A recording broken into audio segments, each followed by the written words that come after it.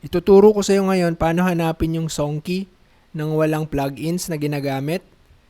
Dalawang ways yung ipapakita ko sa iyo. Yung una sa isang website, yung pangalawa ay manually nating hanapin. Yung sa website ay hindi palaging accurate yung lalabas na song key. Yung manual naman ay mas accurate. So unahin muna natin yung sa website. So hanapin nyo lang sa Google yung song key finder. Yung personal ko na ginagamit ay itong Get Song Key. Ito. Ayan. Tapos, i-drag nyo lang yung beat nyo dyan. Yan. Tapos, hayaan nyo siyang mag-analyze ng song key natin. Wait nyo lang.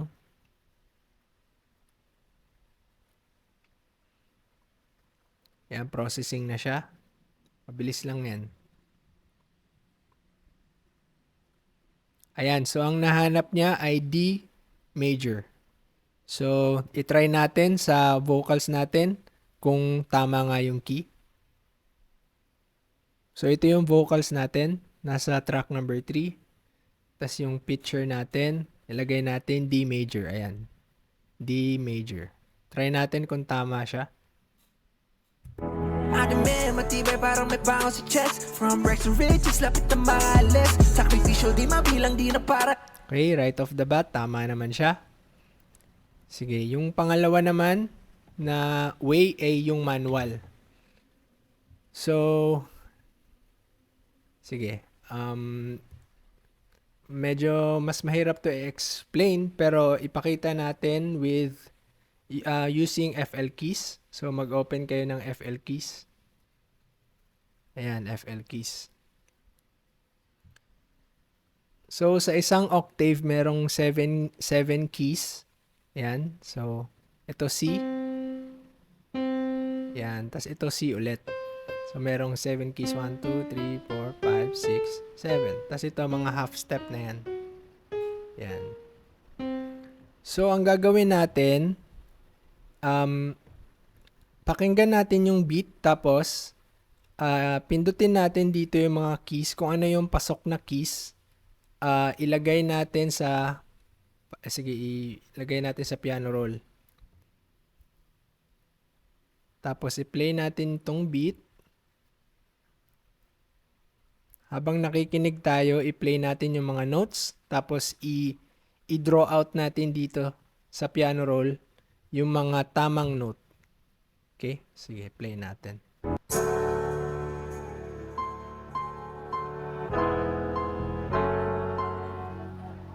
Itong note na to, hindi pasok. So, next note.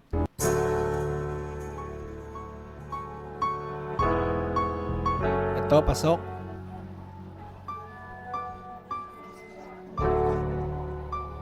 Ito rin. Ito. Ito rin. Ito, pasok. Pasok. Hindi. Pasok. Okay, so ayan na yung 7 keys natin. So lahat ng notes na to ay pasok dun sa kanta natin. So ang next natin gagawin, after natin mahanap yung 7 keys na to, pumunta tayo sa website na ito. Ito, sa pianoscales.org.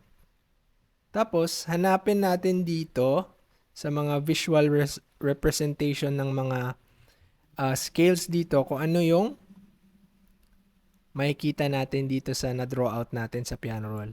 Okay? So, start tayo dito sa major scales. Ilitan natin na. Ayan. So, C major. Hindi. Hindi siya kasi wala naman dito. Sa C. Sa C major may C. D major.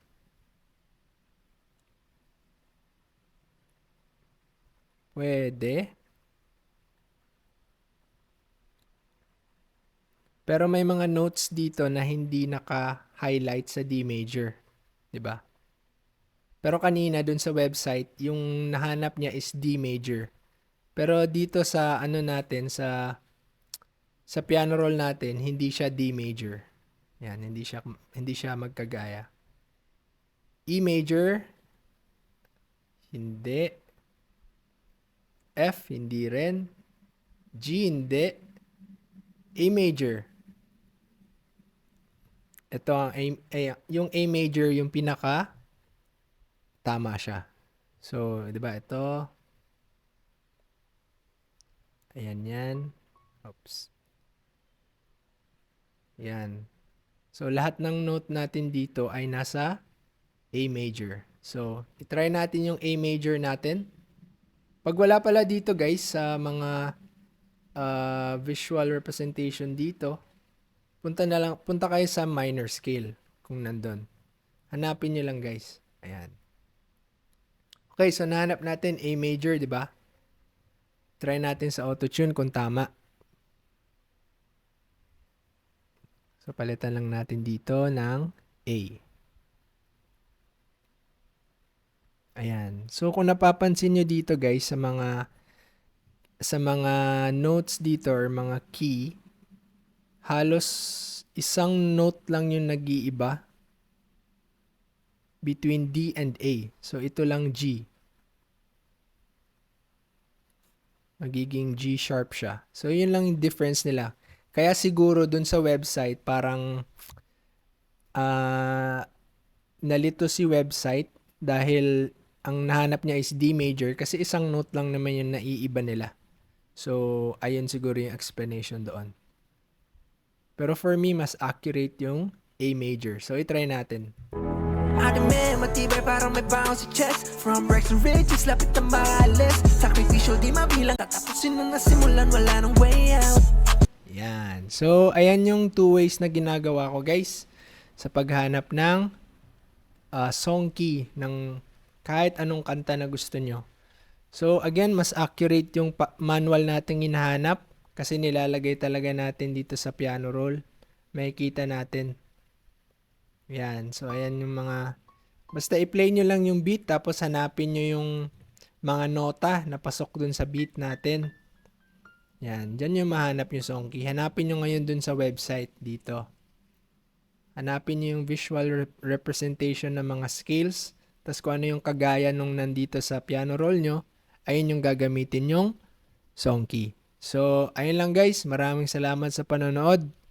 Sana may natutunan kayo at mag-comment kayo sa baba kung may mga hindi kayo naiintindihan or mga gusto nyong tutorial na gagawin ko in the future.